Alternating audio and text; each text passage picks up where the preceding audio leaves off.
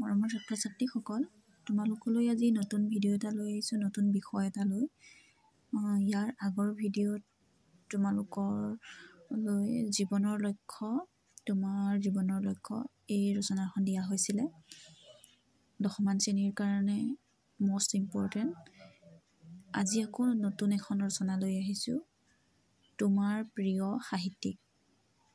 এতিয়া তোমাৰ প্ৰিয় সাহিত্যিক এইখনো মষ্ট ইম্পৰ্টেণ্ট ৰচনা দশমান শ্ৰেণীৰ কাৰণে, যিহেতু তোমালোকৰ ফাইনেল পৰীক্ষা আহি আছে।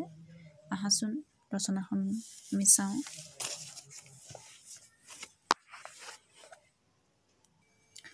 যিহেতু তোমাৰ প্ৰিয় সাহিত্যিক বুলি প্ৰশ্নত আহিব, সেয়ে তোমালোকে লিখিব লাগিব মোৰ প্ৰিয় সাহিত্যিক।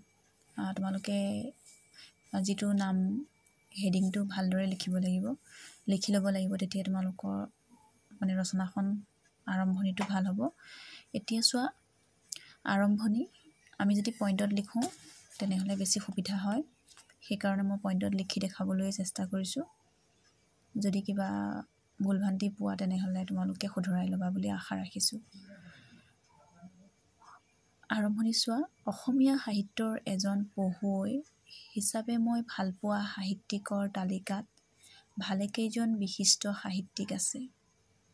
কিন্তু যিজন সাহিত্যিকৰ ৰচনাৰাজিয়ে মোক মুগ্ধ কৰাৰ লগতে প্ৰজ্ঞা আৰু বাণীৰে জীৱনটো লৈ যাবলৈ শিকাইছে, সেইজন অসমৰ বিশিষ্ট সাহিত্যিক, চিন্তাবিদ, সম্পাদক, সাংবাদিক, কবি, গল্পকাৰ, ঔপন্যাসিক, সমালোচক হোমেন বৰগোহাঁই মোৰ অতিকে প্ৰিয় সাহিত্যিক। বৰগোহাঁই দেৱে বিপুল সংখ্যক গল্প, উপন্যাস, কবিতা, প্ৰবন্ধ লিখি অসমীয়া সাহিত্য জগতক ওৰেটো জীৱন সমৃদ্ধ কৰাৰ লগতে অসমৰ কেইবাখনো কাকত আলোচনীৰ সম্পাদক হিচাপে অসমীয়া সাহিত্যক উজ্জীৱিত কৰি গৈছে আৰু অসংখ্য নতুন লেখক সৃষ্টি কৰি গৈছে। হোমেন বৰগোহাঁই অসমীয়া সাহিত্য জগতৰ এক উজ্জ্বল নক্ষত্ৰ। এইখিনি হ'ল আৰম্ভণি। তাৰ পাছত তোমালোকে প্ৰিয় হোৱাৰ কাৰণ বা তোমালোকৰ ভাল লগাৰ কাৰণ, হয়তো তোমালোকৰ হেডিংকেইটা দি দিব, তোমালোকে বিষয় পইণ্টকেইটা দি দিওঁতে সুবিধা হ'ব দি দিলে, আৰু যদি দি নিদিয়ে তেনেহ'লে তোমালোকে ইয়াৰ প্ৰিয় হোৱাৰ কাৰণ বা ভাল লগাৰ কাৰণ তোমালোকে লিখিব পাৰিবা। হোমেন বৰগোহাঁই মোৰ প্ৰিয় লেখক হোৱাৰ বহুকেইটা কাৰণ আছে। তেখেতৰ কিতাপ পঢ়াৰ আনন্দ গ্ৰন্থখনৰ জৰিয়তে কিতাপ কেনেকৈ, কিয় আৰু কোনবোৰ কিতাপ পঢ়িব লাগে সেই বিষয়ে জানিব পাৰি। আনহাতে তেখেতৰ আত্মজীৱনীমূলক গ্ৰন্থ আত্মানুসন্ধানত তেখেতৰ জীৱন কাহিনীৰ লগতে অনেক গল্প, কবিতা আৰু অন্যান্য ৰচনা সংলগ্ন হৈ আছিল। আত্মানুসন্ধানে মোৰ চিন্তা চেতনাত আলোড়ন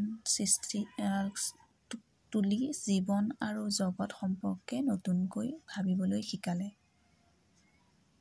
আলোড়ন সৃষ্টিটো নালাগে বাৰু, সৃষ্টি কৰাৰ লগে লগে বাক্যশাৰী অকণমান বেলেগ এটা হৈ যাব, এনেকৈ লিখিবা বাৰু।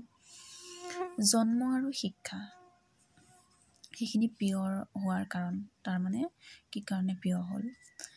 1932 চনৰ লখিমপুৰ জিলাৰ ঢকুৱাখনাত জন্মগ্ৰহণ কৰা বৰগোহাঁয়ে প্ৰাথমিক শিক্ষা ঢকুৱাখনা চৰকাৰীটো ক হয়,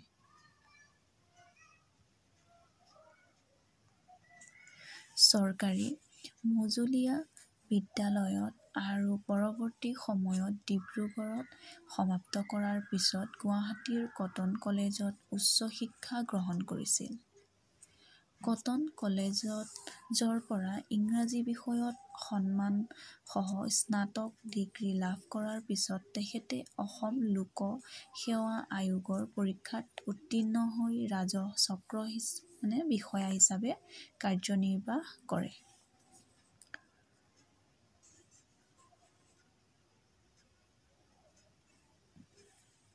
কিন্তু অলপ দিন চৰকাৰী চাকৰি কৰাৰ পিছতেই তেখেতে চাকৰি ইস্তফা দি কাকতৰ সম্পাদক হিচাপে সাংবাদিক জীৱন আৰম্ভ কৰে।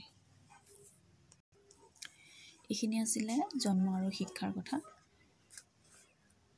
বৰগোহাঁইৰ সাহিত্যিক অৱদান তথা উল্লেখযোগ্য গ্ৰন্থসমূহ, তেখেতৰ সাহিত্যৰ যিবোৰ কথা আছে ইয়াতে। বৰগোহাঁইদেৱে কাকতৰ সম্পাদক হিচাপে কেইবাখনো কাকত আলোচনী সম্পাদনা কৰাৰ লগতে গল্প, উপন্যাস, প্ৰবন্ধ আদি লিখি অসমীয়া সাহিত্য জগতক উজ্জ্বল কৰি তুলিছিল। অসমীয়া সাহিত্যৰ এনে এটা ভাগ নাই য'ত তেখেতে নিজৰ লিখনিৰে সমৃদ্ধ কৰা নাই। তেখেতে বহুতো উপন্যাস ৰচনা কৰিছে, তাৰ ভিতৰত কেইখনমানৰ নাম উল্লেখ কৰা হৈছে। সেইকেইখন হ'ল সাউদৰ পুতেকে নাও মেলি যায়, পিতা-পুত্ৰ, নিসংগতা, হালধীয়া চৰায়ে বাওধান খায় আদি। তেখেতে কেইবাটাও গল্পও লিখিছে, তাৰ ভিতৰত স্বপ্ন, স্মৃতি আৰু বিষাদ, গল্প আৰু নক্সা আদি। বৰগোহাঁইদেৱে আত্মজীৱনীমূলক গ্ৰন্থও ৰচনা কৰিছে। তেখেত অসম সাহিত্য সভাৰ সভাপতি হিচাপে ২ বছৰ কাৰ্যনিৰ্বাহ কৰিছিল। তেখেতে ৰচনা কৰা বিখ্যাত কবিতা সাপ নামৰ কবিতাটি আধুনিক কবিতাৰ এক উৎকৃষ্ট কবিতাৰ উদাহৰণ। তাৰ পাছতে সামৰণি আহিল হোমেন। মই তেখেতৰ ৰচনাৰাজি ইমানেই উল্লেখ কৰিছোঁ, নহ'লে ৰচনাখন আৰু দীঘল হৈ পৰে। তোমালোকে অলপ চাই ল'বা আৰু মূলখিনি মই দিছোঁ। সামৰণি। হোমেন বৰগোহাঁই কেৱল মোৰেই নহয়, বৰং অসম তথা ভাৰতৰ বিভিন্ন প্ৰান্তৰ বহুজন সাহিত্য প্ৰেমিকৰ তেওঁ প্ৰিয় লেখক। বিশাল পাণ্ডিত্য, অজস্ৰ সাহিত্যৰাজিৰে অসমীয়া সাহিত্যলৈ বৰ্ণিল অৱদান আগবঢ়োৱা হোমেন বৰগোহাঁই যোৱা শতিকাৰ ২০জন অসমীয়া শ্ৰেষ্ঠ সাহিত্যিকৰ মাজৰ এজন। অসমীয়া সাহিত্য যিমান দিন জীয়াই থাকিব, হোমেন বৰগোহাঁইৰ বিশাল বাক্য অৱদান সিমান দিনলৈকে দীপ্তমান হৈ উজ্বলি থাকিব। শেষৰকণ। অসমীয়া সাহিত্য জগতৰ ধ্ৰুৱ তৰা সদৃশ হোমেন বৰগোহাঁইদেৱে ভয়াৱহ কভিডত আক্ৰান্ত হৈ ২০২১ চনত ৮৮ বছৰ বয়সত মৃত্যুক আঁকোৱালি ল'ব লগা হৈছিল। এইখিনিয়ে আছিলে হোমেন বৰগোহাঁইদেৱৰ বিষয়ে।